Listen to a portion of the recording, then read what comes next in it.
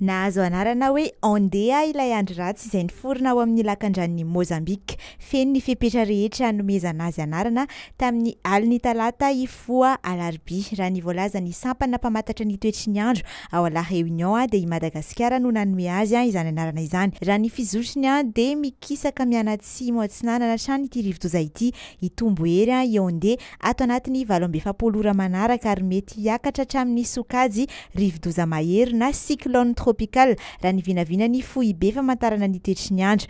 Ny zoma maraina izy no ahina anambana mivantana ny tapany atsimo nosy. Mbola filazana fepetra fanairana miloko maitso hatrany no miatra ho an'ny faritra Androy ny distrikan'ny Toliara voalohany sy faharoa, Ampanihy, Amboasary atsimo ary Tolaniaro.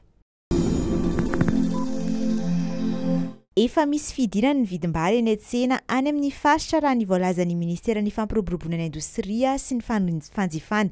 Nidina 100 hatramin'ny 200 ariary ny kilaon'ny vary vokatra eto an-toerana. Hita eny amin'ny mpivarotra Paninjara sy eny an-tsena any amin'ny faritra sasany. Efa tonga 500 sy 700 ariary kosa ny ray kapoaka amin'ny varina farany.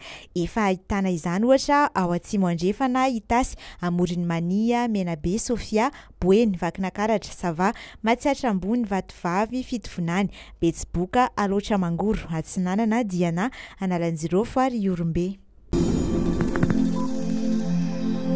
Niona tamin'ny filoham-pirenena Andry Rajoelina i Afshan Khan, sekretera jeneraly lefitry ny firenena mikambana sy ny sekretera jeneraly mikarakara ny fihaonana ny tampony momba ny fanjarian-tsakafo sy ny fitomboana ara-toekarena N4G Briocpon Maltalata. Isan'ny noresana nandritra ity fihaonana ity ny paikady entina hiadiana amin'ny tsy fanjarian-tsakafo sy ny fandraisan'i Madagasikara anjara amin'ilay fihaonana any Frantsa. Mendrika atao ohatra ny fepetra rehetra noraisintsika teto Madagasikara mikasika ny ady amin'ny tsy fanjarian-tsakafo indrindra ny any amin'ny faritra atsimo nosy araka ny tombana nataon'ireto tompona andraikitra ireto raha ny tatitry ny fiadidinan'ny Repoblika. Nanomboka androany teny Ambondratrimo ny fizaham-pahasalamana maimaim-poana sy fitsaboana maimaim-poana amin'ny alalan'ny hetsika fiarabe ny fahasalamana na ny karavany medikal sarobidy ny aiko. Ity karavany medikal andiany voalohany amin'ity taona ity dia hizotra iakandrefa namonjy ny mahajanga andalo maeva tanàna tsara mandrosa ary andrasana higadona ao amin'ny sisin-dranomasiny mahajanga ny 7 martsa ny fiarabe tafiditra ao anatin'ny fanamariana ny andro iraisam-pirenena ho an'ny zon'ny vehivavy izay ankalazaina isaky ny martsa ity hetsika ity ao Mahajanga no hanamariana amin'ny fomba ofisialy ny hetsika amin'ity taona ity.